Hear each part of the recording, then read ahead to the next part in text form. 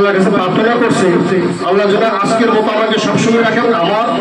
আপনি আজকে যারা আমার সাথে আছেন সবার জন্য প্রার্থনা করবো, সবাই যেন আমার মতন নিয়োগ করতে পারেন এবং আমার মতন যত চলাফেরা হইতে পারে ইনশাআল্লাহ। আল্লাহ চাই যে কর্মে থাকি, কর্মটা তো তার কোনো এটা ব্যক্তিগত বিষয়, এটা আল্লাহর তরফ থেকে আসছে। কর্মটার মধ্যে সব থাকলে হলো। যেমন আমি আমার আইন পেশায় আসি, টাকা নিয়ে কাজ আল্লাহ অনেক টাকাটা ফেরত দিয়ে দিই। এই জন্য আল্লাহ আমাকে অনেক বরকত দিয়েছে। আমি নরসিংদী শহরে 3টা জায়গার মালিক, 3টা গাড়ির মালিক, হুজুরে জানে অনেক অনেক এই অল্প সময় আইনজীবী পেশায় এসে কোনো মামলা আমার কাছ থেকে ফেরত জানি ইনশাআল্লাহ। সব জামিন আমার জাস্টিস ছাড়াও জামিন দেয়, আমিও আমরা উত্তরসূরি হিসেবে সব জামিন যে বাংলাদেশে যে কোনো জায়গায় ইনশাআল্লাহ।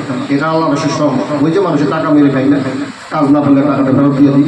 একজন মানুষ যখন আসে যেমন বাবুর খালাস দিয়েছে 10টা কসর মামলা দিতে অতীতে বলেছিলাম, মামুনুল হক সাহেবরা জামিন দিয়েছে, রফিকুল হক বাদানিরে জামিন দিয়েছে, আওয়ামী লীগ সরকার আমলে টিভির হারুন ধমক দিয়েছিলেন। কি ধমক দিয়েছিলেন? হোটেল বসায় বসায় চালাচ্ছ, এই সেই বিচার করছেন ওনার জন্য। ওনার মতো বিচার করতে আর আমি কাদির মোল্লা খুবই কাছের একজন আইনজীবী, কাদির মোল্লার জন্য দোয়া করি। বিভিন্ন সময় বিভিন্ন মানুষ কটূক্তি করবো নাকি, আরে বাবা রে ভাত খাই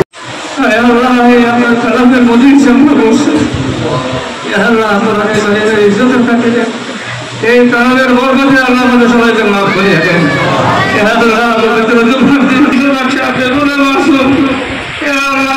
হাতের ওসিলা করে আমাদের জীবনে সমস্ত গুনাহ মাফ করিয়ে দেন। আল্লাহ আমাদের আপনার গুনাহ মাফ করে দেন। আমাদের দাদা